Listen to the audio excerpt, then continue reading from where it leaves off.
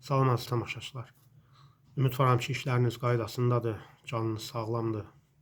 İnşallah ki, ruziniz var. Allah qorusun hamınızı. Kiçik bir video hazırlamaq qərarına gəldim. Hövsələnizi çox daraltmayasıyam.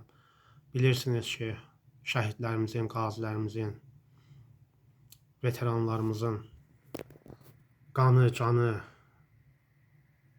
zəhməti hesabına torpaqlarımız işğaldan azad olundu. İşğaldan azad olunmuş torpaqlarda, sahələrdə ot cücərir, əvvəl kimi yandırılmır. Bəzi yerlərdə əkin sahələri salınıb, hansılar ki, minalardan təmizlənib.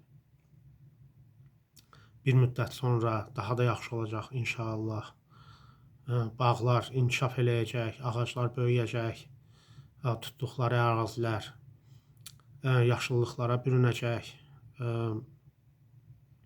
Oraya heyvanlar, quşlar, böcəklər, həşəratlar yenidən məskən salacaq, adi həyat bərpa olunacaq.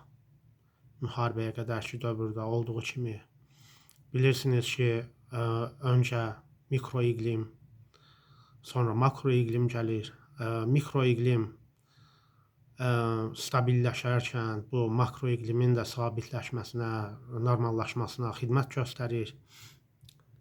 Təsəvvür edin ki, Arazın sahilindən başlayaraq Cəbrayıl, Füzuli, Xocavənd, Ağdam, üzü yuxarı getdikcə Tərtərin önündəki ərazilər. Bu ərazilərin hamısı əkinə yararlı ərazilər idi, taxılçılıq sahəsi idi, sahələri idi, üzümçülük sahələri idi. Və illərlə bu böyüklükdə ərazi əkilmədən qalırdı. Ot da çıxarkən düşmən tərəf yandırırdı ki, ərazi yaxşı müşahidə olunsun, yaxşı görünsün. Hal-hazırda bir neçə ildir ki, bu ərazidə yanğınlar törədilmir. Ərazilər hər il yaşıllaşır, mikroiqlim stabilləşir və bu makroiqlimə də təsir göstərir.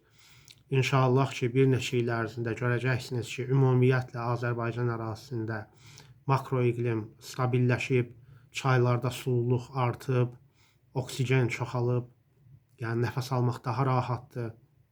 Bunun hamısı torpaqlarımızın işğaldan azad olunması sayəsində baş verir. Torpaq öz-özünü bərpa edir. İnsanlar da bu prosesə yardımcı olur, kömək göstərir. Dövlət tərəfindən də yatırımlar edilir. Ona görə də mən bu əraziləri yaşıl vəziyyətdə görəndə, əkilmiş vəziyyətdə görəndə, normal həyat tərzinin olduğu ərazilər müşahidə edəndə çox sevinirəm. Ümid eləyirəm ki, siz də sevinirsiniz. Allah hamınızın işini avan eləsin. Çox sağ olun, var olun.